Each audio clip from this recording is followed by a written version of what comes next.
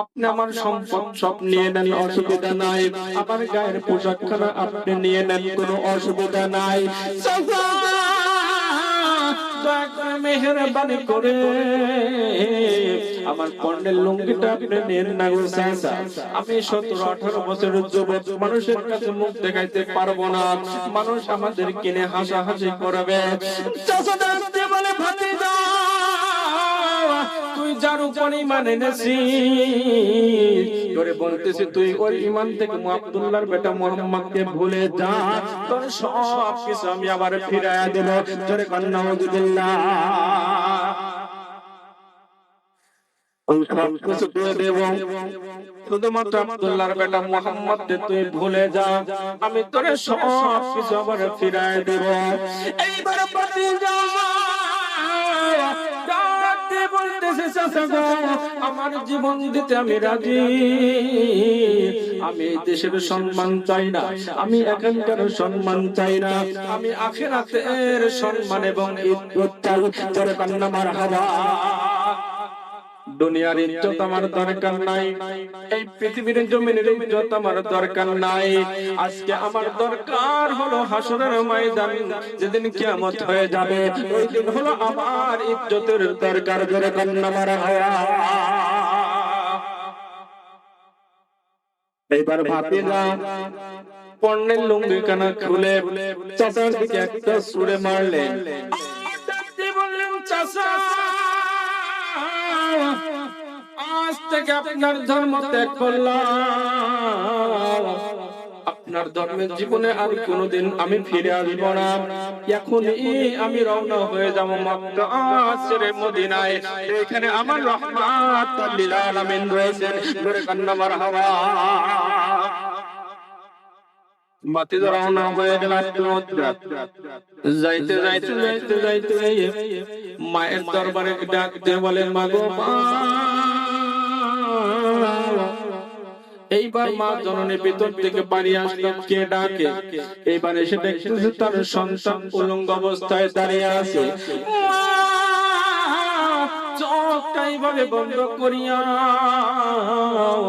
ডাক দিয়ে বলতেছে, বেটা রে,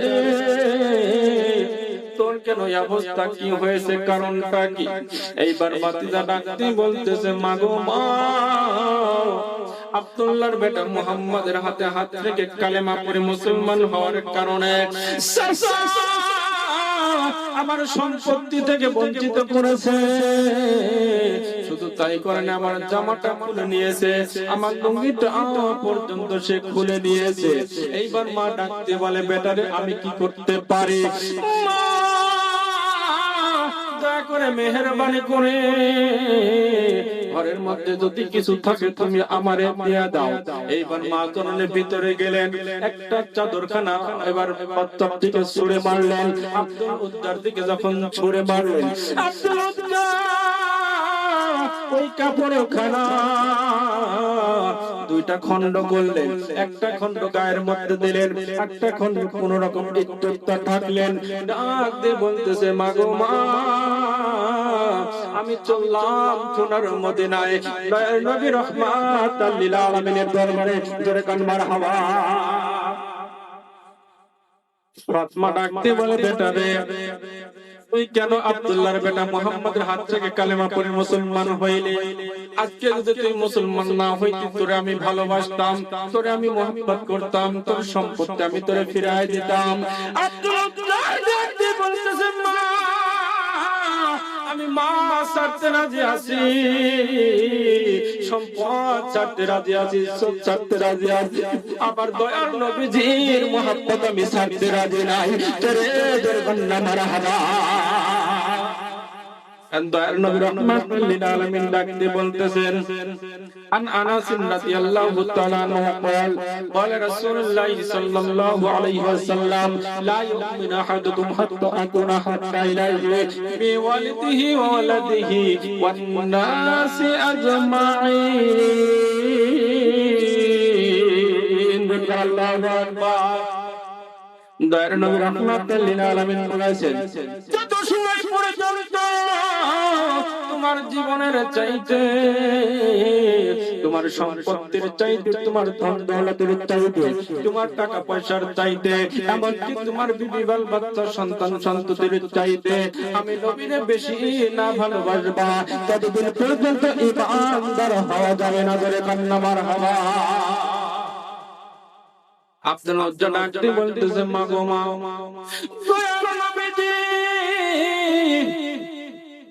মায়ের জীবনের চাইতে, নিজের জীবনের চাইতে, সম্পত্তির চাইতে, টাকা পয়সার চাইতে নবী নবীকে বেশি মহব্বত করার কথা বলেছেন। আমি আজকে তোমার ছেড়ে দিলাম, সম্পদ ছেড়ে দিলাম, আমার ইজ্জত আমি দুনিয়ার মধ্যে বিলীন করে দিলাম একমাত্র দয়ার নবী রাহমাতুল লিল আলামিনকে পাওয়ার কারণে। তোরে মারহাবা। মন যদি হয় নবীকে ভালো, যদি বাসতে হয় নবীকে বাস, তোমার কষ্ট যন্ত্রণা জেনে সইতে পারে না, ওই নবীজির জন্য সবাই মিলাদ করে। মন যদি দিতে হয় নবীকে ভালো, যদি বাসতে হয় নবীকে বাস। জোরে জোরে বলুন না মারহাবা। খারাপ লাগতেছে, বেজার হচ্ছে মনে হয়। গ্রামের মাহফিল, এই গ্রামের সন্তান কি বলবে, তার কথা কি শুনবো, এই মনে করে অবহেলায় লোকজন বাহিরে বসে আছেন, আসতেছেন। আসলে বসার শামুকেও কাটে না, বসার শামুকে বেশি পাও কাটে, কথা কারণ ঠিক কিনা? আজকে আমি এইখানে উপবাস করতেছি, এই আপনাদেরই সন্তান অন্য জায়গায় গেলে প্রধান বক্তা হয়, আলহামদুলিল্লাহ অনেক সম্মান আল্লাহ দিয়েছেন। ইনশাআল্লাহ আপনাদের দোয়ায় ইনশাআল্লাহ আরো আল্লাহ পাক দিবেন আশা করি, কথা বলেন ঠিক কিনা? ইনশাআল্লাহ আপনাদের দোয়ায় আমি বিভিন্ন থানায় বিভিন্ন জেলায় প্রধান বক্তা হয়ে কাজ করতে যাই, আলহামদুলিল্লাহ। আসলে দেশের ভোগের দেশে কথাটা যে বলছি আসলে বাস্তব, ঠিক কিনা? কারণ নামাজ পড়লাম প্রায় 2 কাতার, 40 জন তো হবে, 44 জন হবে সর্বনিম্ন, কিন্তু দেখেন নামাজ পড়ে সকলেই চলে গেছেন। সিনেমা অনেকে নাই, বাইরের লোক বসে দেখতেছে, আর গ্রামে আর পিছনে যারা নামাজ পড়ে তারা কয়েকজন বসে আছে, সব বাইরের লোক। এই গ্রামের লোক তো কোথায় গেল? মেহেরবানি করে আপনারা এখনো যারা বাড়িতে আছেন, মেহেরবানি করে আজকের জালসাতে উপস্থিত হয়ে যান। এই বেহেশতের বাগান হয়তো বা কালকে পাইতেও পারি, নাও পাইতে পারি। আমাদের নিঃশ্বাস যদি এখন বের হয়ে যায়, আমাদের 3.5 হাত মাটির নিচে আমাদের পুঁতে রেখে আসবে, কথা ঠিক কিনা? এই বোর্ডের কোনো দাম নাই। আজকে এই মাহফিলটা দিয়েছেন, কার ভাগ্য কার কপাল ভালো, যে এই মাহফিলের মধ্যে দেখে তার জীবনের সমস্ত গুনাহ আল্লাহ মাফ করে দিতে পারে কি পারে না?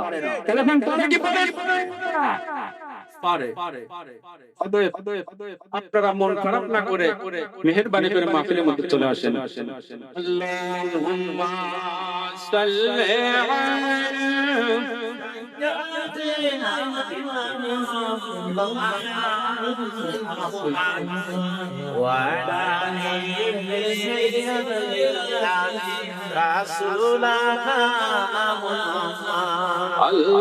Allahumma salli ala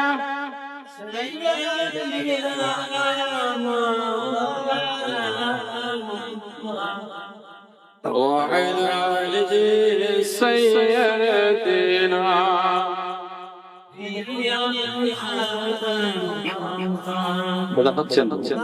করতেছেন। আরো কিছু সময় দিন চালাই, অসুবিধা নাই তো? ভালো লাগতেছে তো ইনশাআল্লাহ না? এবারে ভাতিজা রাত দিয়ে বলে মাগো মা, আমি তোমাকে ভুলে যেতে রাজি আছি গো মা, তোমার সম্পত্তি আমি ভুলে যেতে রাজি আছি, তবু আমি মুহাম্মদুর রাসূলুল্লাহ সাল্লাল্লাহু আলাইহি ওয়াসাল্লামকে ভুলতে পারবো না। জোরে জোরে বলুন মারহাবা। আমি এই মুহূর্তে